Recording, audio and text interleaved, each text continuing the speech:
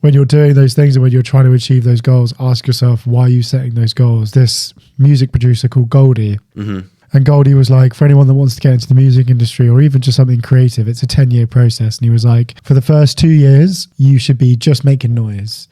Like if someone that's wanting to get into music, for example, so you're just making as much noise as you can. You're not making any music, you're not making any sound, you're hearing and understanding noises. From years 2 to 4, you're then recreating and copying music of people that you love. So you're recreating that song, you're trying to play it yourself and understand it. And then from years 4 to 6, you're then starting to create your own music. So making all the mistakes, you know, kind of just really trying to, again, not perfectly, but just creating your own music. And then from years 6 to 8, you're then putting that music out there, understanding what China you're getting from people, changing things around, still releasing your own music. And then from years 8 to 10 is when you capitalize on the music that you've created. And it's taken 10 years in order to get to the end, which is capitalizing on the music that you created. But even like when me and Charlie first started DOSmaster, we spent like 8 months just sat every single day in my mum's house writing out what we wanted DOSmaster to be. You know, it took so long. And that was because we were like, it's going to be something, but this is a start. And that's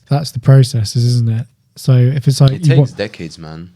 So if it's like, yeah, if you want to start a business, if you want to start a podcast, or, you know, it's all got to start somewhere, and it's never going to be like the thing straight away that you idolize for it to be. Like, you know, Chris Williams, like all those guys, they all started in like nothing. Like Joe Rogan even was just him on his mate. Yeah. Like for the first like 300 episodes, he said no one listened. Him and his mate, No one listened. Aubrey Marcus's podcast, no one listened. No, like it takes that long. And I'm fine with it. Like that's you know what? Like when we started doing this podcast, we said we're gonna do it for the sake of having conversations, and that's what I really enjoyed.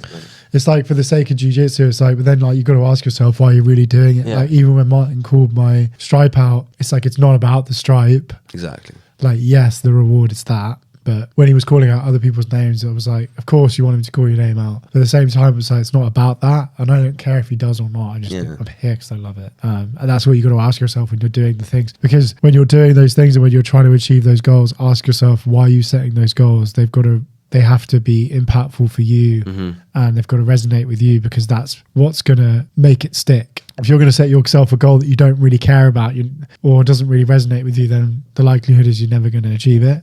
So when setting goals, like ask yourself, like, why is this so important to me? You know, why do I really want this goal? Like if it's saving money, it's like, I'm really bad at saving money and I'm really insecure about the money that I have. Okay, then, you know, the likelihood of you saving 80% of your funds while living in London is like not likely. So good luck. Good luck. So ask yourself, you know, what can I do to introduce more, like whatever it might be. But those are the important ones, you know.